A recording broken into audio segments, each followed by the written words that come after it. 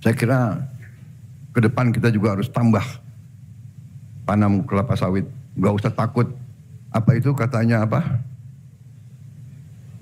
Membahayakan apa itu deforestation, ya kan? Akhir-akhir ini di media sosial ramai sekali terkait dengan pernyataan Presiden kita Bapak Prabowo Subianto. Apalagi kalau bukan istilah jangan takut dengan deforestasi hutan.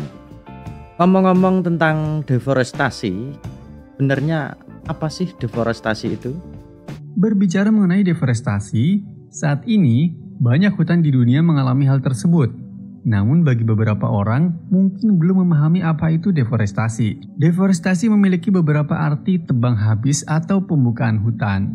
Merupakan penebangan hutan atau tegakan pohon dari lahan yang kemudian dikonversi menjadi lahan non-hutan. Lebih lanjut, deforestasi dapat melibatkan konversi lahan hutan untuk menjadi peternakan, pertanian, ataupun pembangunan perkotaan. Menurut Pangan dan Pertanian Perserikatan Bangsa-Bangsa, mendefinisikan deforestasi sebagai konversi hutan untuk menjadi penggunaan lahan lain, terlepas apakah kegiatan tersebut disebabkan oleh manusia.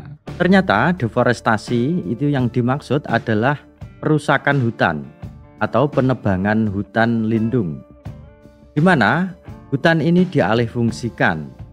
Yang dulunya hutan dialihfungsikan menjadi tidak hutan.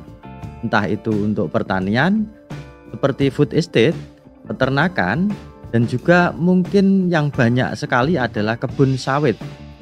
Dan satu lagi yang tidak ketinggalan, biasanya digunakan untuk memperluas lahan tambang, baik itu batu bara, tambang emas, atau tambang-tambang mineral lainnya. Tetapi sebenarnya seberapa penting sih hutan itu bagi kita, bagi manusia? Dari kecil kita selalu dengar hutan dinamain paru-paru dunia. Selain buat napas, hutan juga jadi rumah buat segala jenis binatang-binatang lucu dan langka. Dan pastinya nggak cuma itu, tapi berbagai hasil dari hutan juga bermanfaat untuk keseharian kita. Tapi sebenarnya seberapa penting sih hutan buat kita? Lalu apa jadinya kalau suatu hari tak ada hutan di dunia ini? Satu hal yang jelas, kalau nggak ada hutan, mungkin kita nggak bisa lagi foto-foto cantik di antara pepohonan buat media sosial. Udah gitu, nggak bisa juga nonton acara TV yang hostnya suka nemenin ular di tengah hutan. Oke, itu baru sebagian kecilnya aja. Karena nyatanya, ini juga bakal ngaruh ke lingkungan dunia.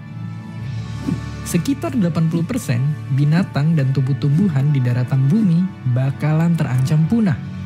Siklus hujan jadi kacau dan dunia tambah panas, air bersih menghilang, dan pastinya napas kita semua jadi lebih sesak karena hutan ngasilin udara bersih untuk kita bisa bernafas.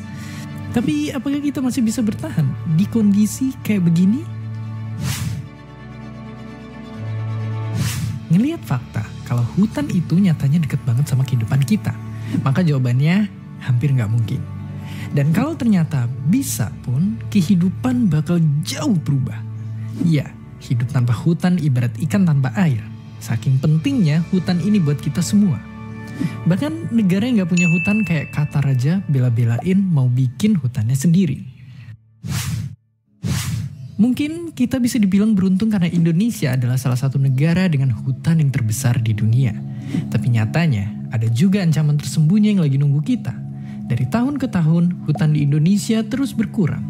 Dan bayangin, hampir semua kebakaran hutan itu terjadi karena sengaja dibakar dan gambut dikeringkan sama perusahaan rakus yang pengen ngebuka lahan.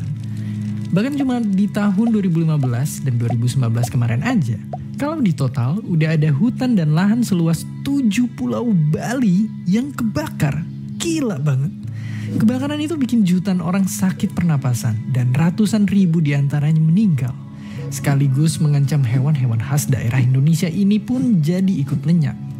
Kebakaran juga nyebabin kerugian sampai 300 triliun rupiah, uang yang cukup ngebiayain 100.000 orang pelajar terbaik kita untuk kuliah gratis di Harvard. Andai kita nggak pernah bakar hutan, mungkin aja Indonesia udah jadi negara maju yang cemerlang. Dan masalah hutan yang makin botak ini gak cuma di Indonesia, di seluruh dunia pun tiap tahunnya ada 15 miliar pohon yang ditebang.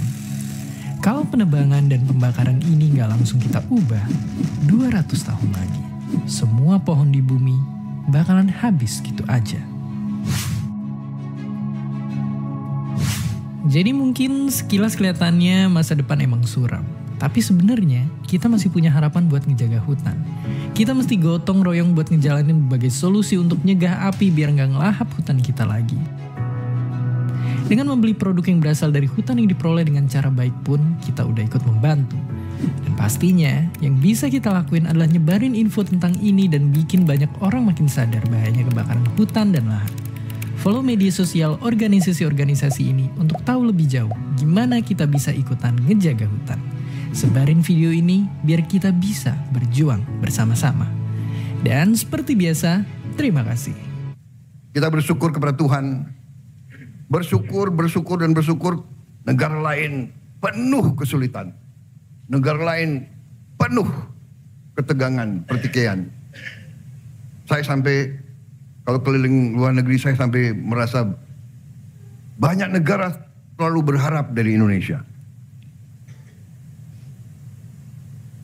Saya sampai ngeri sendiri, terlalu berharap. Disangka kita ini sudah jadi apa begitu. Ya. Minta kami mohon ini, terutama mereka sangat membutuhkan kelapa sawit kita. Ternyata kelapa sawit jadi bahan strategis rupanya. Banyak negara itu takut tidak dapat kelapa sawit. Bayangkan. Jadi jagalah ya para bupati, gubernur, para pejabat tentara, polisi, jagalah kebun-kebun kelapa sawit kita. Di mana-mana itu aset negara. Dan menurut beliau, Bapak Presiden kita, Bapak Prabowo Subianto, bahwa Indonesia harus menambah luas lahan kelapa sawit. Karena komoditas ini sangat seksi, bahkan sangat dibutuhkan oleh banyak negara di luar Indonesia. Saya kira ke depan kita juga harus tambah tanam kelapa sawit. Gak usah takut, apa itu katanya apa?